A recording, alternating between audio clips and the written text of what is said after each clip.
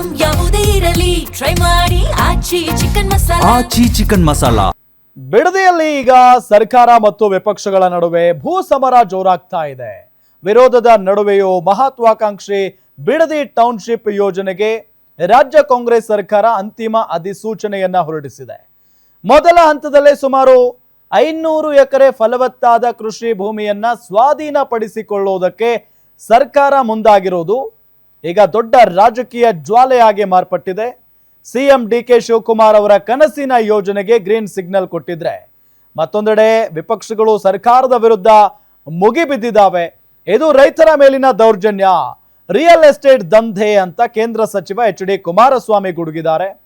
ಅಷ್ಟೇ ಅಲ್ಲ, ಬಿಜೆಪಿ ರಾಜ್ಯಾಧ್ಯಕ್ಷ ಬಿವೈ ವಿಜಯೇಂದ್ರ ಹಾಗೂ ಜೆಡಿಎಸ್ನ ಯುವ ನಾಯಕ ನಿಖಿಲ್ ಕುಮಾರಸ್ವಾಮಿ ನೇರವಾಗಿನೇ ಕಾಂಗ್ರೆಸ್ ಹೈಕಮಾಂಡ್ ನಾಯಕ ರಾಹುಲ್ ಗಾಂಧಿ ಅವರಿಗೆ ಪತ್ರ ಬರೆದು ಹಸ್ತಕ್ಷೇಪ ಮಾಡಬೇಕು ಇದರಲ್ಲಿ ಅಂತ ಹೇಳಿ ಆಗ್ರಹಿಸಿರುವುದು. ಈಗಾಗಲೇ ಬಿಡದಿ ಟೌನ್ಶಿಪ್ ವಿಚಾರ ಯಾವಾಗ ಮುನ್ನೆಲೆಗೆ ಬಂತು, ಈ ಹಿಂದೆ ಕುಮಾರಸ್ವಾಮಿ ಅವರು ಮುಖ್ಯಮಂತ್ರಿ ಆದಂತಹ ಸಂದರ್ಭದಲ್ಲಿ ಅದು ತಮ್ಮ ಕನಸಿನ ಕೂಸು ಅನ್ನೋ ನಿಟ್ಟಿನಲ್ಲಿ ಹೇಳಿಕೆಯನ್ನ ಕೊಟ್ಟಿದ್ರು. ಬಟ್ ಆ ಸಂದರ್ಭದಲ್ಲಿ ಆ ಭಾಗದ ರೈತರು ಸಿಕ್ಕಾಪಟ್ಟೆ ವಿರೋಧವನ್ನ ವ್ಯಕ್ತಪಡಿಸಿದ್ರು. ಅದಾದ ನಂತರ ಸರ್ಕಾರವು ಪತನ ಆಯಿತು, ಅಲ್ಲಿಗೆ ಅದು ಕ್ಲೋಸ್ ಕೂಡ ಆಗಿತ್ತು ಮ್ಯಾಟರ್. ಈಗ DCM ಆಗಿದ್ದಂಥ ಸಂದರ್ಭದಲ್ಲಿ ಡಿಕೆ ಶಿವಕುಮಾರ್ ಈ ಪ್ರಾಜೆಕ್ಟ್ ಅನ್ನ ಕೈಗೆತ್ಕೊಳ್ತಾರೆ. ಅದಾದ ನಂತರ ಸಿಕ್ಕಾಪಟ್ಟೆ ವಿರೋಧ ವ್ಯಕ್ತವಾಗುತ್ತೆ. ನೀವೇನಾದ್ರೂ ಇದ್ರೆ ಕೋರ್ಟ್ಗೆ ಹೋಗಿ ಹೇಳ್ಕೊಳ್ಳಿ, 80% ರೈತರು ಭೂಮಿ ಕೊಡೋದಕ್ಕೆ ಒಪ್ಕೊಂಡಿದ್ದಾರೆ ಅಂತ ಡಿಕೆ ಶಿವಕುಮಾರ್ ಅವರು ವಾದ ಮಾಡೋದಕ್ಕೆ ಶುರು ಮಾಡ್ತಾರೆ.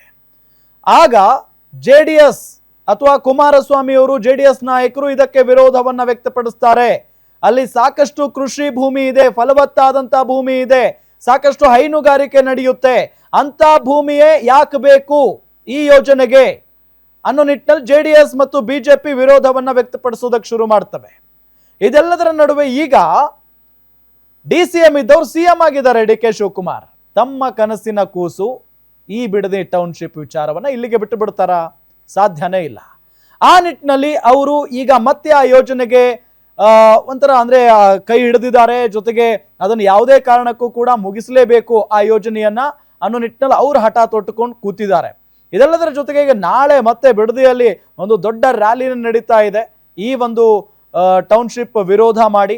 ಸೊ ಇದೆಲ್ಲದರ ಜೊತೆಗೆ ಇವತ್ತು ಕುಮಾರಸ್ವಾಮಿ ಅವರು ಮಾತನಾಡಿದ್ದಾರೆ, ವಿಜೇಂದ್ರ ಅವರು ಮಾತನಾಡಿದ್ದಾರೆ, ಜೊತೆಗೆ ನಿಖಿಲ್ ಕುಮಾರಸ್ವಾಮಿ ಅವರು ಮಾತನಾಡಿದ್ದಾರೆ.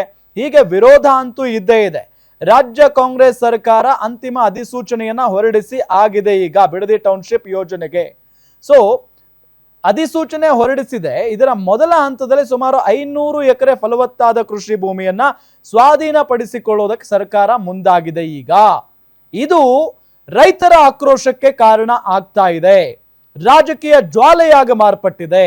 ಸಿಎಂ ಡಿಕೆ ಶಿವಕುಮಾರ್ ಅವರ ಕನಸಿನ ಯೋಜನೆಗೆ ಗ್ರೀನ್ ಸಿಗ್ನಲ್ ಕೂಡ ಕೊಟ್ಟಾಗಿದೆ.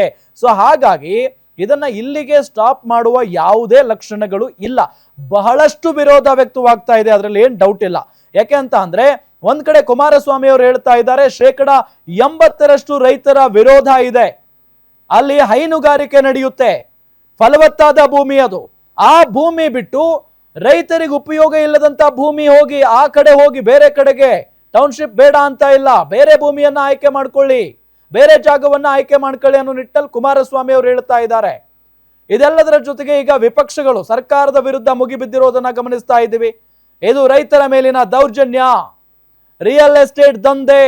ಕುಮಾರಸ್ವಾಮಿ ಅವರು ಈ ಮೊದಲಿನಿಂದಲೂ ಕೂಡ ರಿಯಲ್ ಎಸ್ಟೇಟ್ ಮಾಡ್ಕೊಂಡೇ ಬಂದವರು. ಸಿಎಂ ಡಿಕೆ ಶಿವಕುಮಾರ್ ಅವರು ಈ ಮೊದಲಿನಿಂದಲೂ ಕೂಡ ರಿಯಲ್ ಎಸ್ಟೇಟ್ ದಂಧೆ ಮಾಡ್ಕೊಂಡೇ ಬಂದವರು.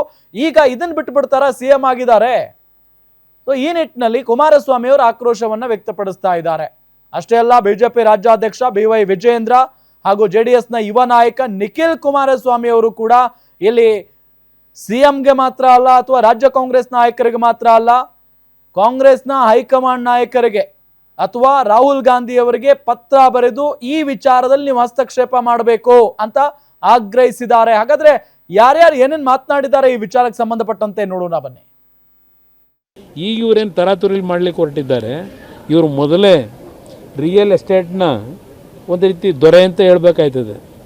ಯಾವ ರೀತಿ ರಿಯಲ್ ಎಸ್ಟೇಟ್ನಲ್ಲಿ ಸಂಪಾದನೆ ಮಾಡಬೇಕು ಅನ್ನೋದಕ್ಕೆ 3 ಎಕರೆ ಜಮೀನು 99ರಲ್ಲಿ ಅವ್ರ ತಂದೆ ಆಸ್ತಿ ಅಂತಕ್ಕಂಥದ್ದನ್ನು ಅಫಿಡವಿಟ್ನಲ್ಲಿ ತೋರಿಸ್ತಾರೆ ಎಲೆಕ್ಷನ್ ಕಮಿಷನಿಗೆ. ಅವ್ರು ಅಫಿಡವಿಟ್ ಹಾಕಿದಾಗ ಚುನಾವಣೆಗೆ ನಿಂತಾಗ 1999. ನಂತರ 2018ರಲ್ಲಿ 1400 ಕೋಟಿ ಆಸ್ತಿ ಅಂತ ತೋರಿಸ್ತಾರೆ. 3 ಎಕರೆ ಜಮೀನಿರೋರು 1400 ಕೋಟಿ ಸಂಪಾದನೆ ಮಾಡಿದ್ದಿದೆಯಲ್ಲ, ಪಾಪ ಜನಕ್ಕೂ ಅದನ್ನು ಸ್ವಲ್ಪ ಟ್ರೈನ್ ಅಪ್ ಮಾಡಲಿ. ನಮ್ಮ ರೈತರು 2 ಎಕರೆ 1 ಎಕರೆ ಇಟ್ಕೊಂಡಿರೋರು ಹೆಂಗೆ ಶ್ರೀಮಂತರಾಗಬೇಕು ಅನ್ನೋದು ಸ್ವಲ್ಪ ಜನಕ್ಕೆ, ಈಗ ಅವ್ರ ಮುಖ್ಯಮಂತ್ರಿಗಳು ಬೇರೆ ಇದ್ದಾರೆ, ಜನಕ್ಕೆ ಆ ಕಾರ್ಯಕ್ರಮ ಕೊಡೋಕ್ಕೆ ನಂದೇನು ಅಭ್ಯಂತರ ಇಲ್ಲ. ಇಲ್ಲಿ ಪ್ರಶ್ನೆ, ನರೇಂದ್ರ ಮೋದಿಯವರು ಏನು ಬೆಂತಟ್ಟಿದ್ದಾರೆ ಅಂತ ಏನು ಹೇಳ್ಕೊಂಡವರಲ್ಲ, ಅವ್ರ ಹೆಸರನ್ನು ತಂದಿದ್ದಾರೆ. ಈಗ ಕುಮಾರಸ್ವಾಮಿ ಏನು ಹೇಳೋದು, ನರೇಂದ್ರ ಮೋದಿಯವರು ನನಗೆ ಅಪ್ರಿಸಿಯೇಷನ್ ಮಾಡೋರೆ ಅಂತ. ಇಲ್ಲಿ ಪ್ರಶ್ನೆ, ನರೇಂದ್ರ ಮೋದಿಯವರು ಟೌನ್ಶಿಪ್ ಮಾಡಬೇಕು ಅಂತೇಳಿ ಆ ಮುಖ್ಯಮಂತ್ರಿಗಳಾಗಿ ಹೊರಟಿದ್ದು, ಕೆಲವು ಭಾಗದಲ್ಲಿ ಭೂಕಂಪ ಆಗಿ ಅಲ್ಲಿ ಯಾವ ಬೆಳೆ ಬೆಳೀಲಿಕ್ಕಾಗಲ್ಲ, ಯಾವುದಕ್ಕೂ ಉಪಯೋಗ ಬರೋಲ್ಲ ಅಂತಕ್ಕಂಥ ಜಾಗವನ್ನು ಗುರುತಿಸ್ಕೊಂಡು ಅವ್ರು 14ರಲ್ಲಿ ಚುನಾವಣೆಗೆ ನಿಲ್ಲೋದಕ್ಕಿಂತ ಮುಂಚೆ ಕೆಲವು ಚಾನಲ್ ತೋರಿಸಿದಿರಿ ನೀವು. ಡೊಲೇರಾ ಅಂತ ಹೇಳಿ ಒಂದು ಭಾಗದಲ್ಲಿ ಟೌನ್ಶಿಪ್ ಮಾಡ್ತೀವಿ ಅಂತೇಳಿ. ಸದ್ಯ ಅವರು ಪ್ರಧಾನಮಂತ್ರಿಗಳಾಗಿದ್ದರಿಂದ ಅವರು ಸ್ವಲ್ಪ ಹೆಚ್ಚಿನ ಮುತುವರ್ಜಿ ವಹಿಸಿ, ಅಲ್ಲಿ ಯಾವುದೇ ರೀತಿಯ ಬೆಳೆ ಬೆಳೀಲಿಕ್ಕಾಗದೇ ಇರತಕ್ಕಂಥ ಬರಡು ಜಾಗ ಇತ್ತು, ಅಲ್ಲಿ ಟೌನ್ಶಿಪ್ಪನ್ನು ಮಾಡ್ತಕ್ಕಂಥ ನಿರ್ಧಾರ ಮಾಡಿದ್ರು. ಅಲ್ಲಿ ಹಲವಾರು ರೀತಿಯ ಅವರ ಒಂದು ಅವಕಾಶ ಏನು ಸಿಕ್ತು ಕೇಂದ್ರದಲ್ಲಿ, ಅಲ್ಲಿ ನಡೀತದೆ ಟೌನ್ಶಿಪ್ಪು. ಇವ್ರು ಮಾಡೋಕ್ಕೆ ಹೋಗ್ತಾ ಇರೋ ಜಾಗ ಯಾವುದು ಟೌನ್ಶಿಪ್ಪು? ಲಕ್ಷಾಂತರ ತೆಂಗಿನ ಮರ ಇದೆ, ಲಕ್ಷಾಂತರ ಅಡಿಕೆ ಮರಗಳಿವೆ, ಬಾಳೆ ಬೆಳೀತಾ ಇದ್ದಾರೆ, ರೇಷ್ಮೆ ಬೆಳೆ ಬೆಳೀತಾ ಇದ್ದಾರೆ. ಇಂಥ ಭೂಮಿನಲ್ಲಿ ಇವರು ಟೌನ್ಶಿಪ್ ಮಾಡೋಕ್ಕೆ ಹೋಗ್ತಾರ? ಟೌನ್ಶಿಪ್ ಸರಿ ಸುಮಾರು 400 ಮಿಗಿಲಾಗಿ ಬೀದಿನಲ್ಲಿ ಹೋರಾಟ ಮಾಡ್ತಾ ಇದ್ದಾರೆ. ಆಗತ್ತಾ? ಮಾತಾಡ್ಬೋದಲ್ಲ?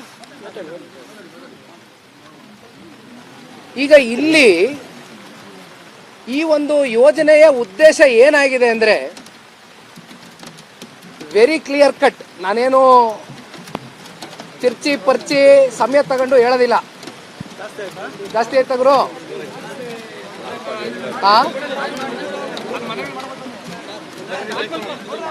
ಅದು ಅರ್ಧಂಬರ್ಧ ಡಿಸ್ಟರ್ಬ್ ಆಗೋಯ್ತಲ್ಲ. ಕಾಣ್ತದಣ್ಣ, ಕ್ಯಾಮ್ರಾ ನೋಡ್ಕೊಳ್ಳಿ.